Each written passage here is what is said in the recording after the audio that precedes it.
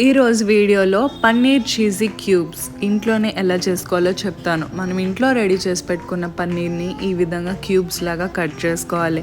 ఇప్పుడు కట్ చేసి పెట్టుకున్న క్యూబ్ ఉంటుంది కదా, క్యూబ్ని హాఫ్లోకి కట్ చేసుకోవాలి.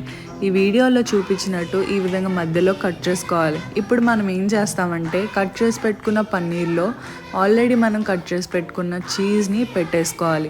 పన్నీర్ క్యూబ్ ఎంతైతే ఉందో చీజ్ కూడా అలా తీసుకుని బాగా ఫిల్ చేసేసుకోవాలి. ఫిల్ చేసుకున్న పన్నీర్ క్యూబ్స్ని పక్కన పెట్టేసుకోవాలి. మన దగ్గర ఉన్న క్యూబ్స్ అన్ని కూడా ఈ విధంగా చీజ్తో ఫిల్ చేసేసుకుని పక్కన పెట్టేసుకోవాలి.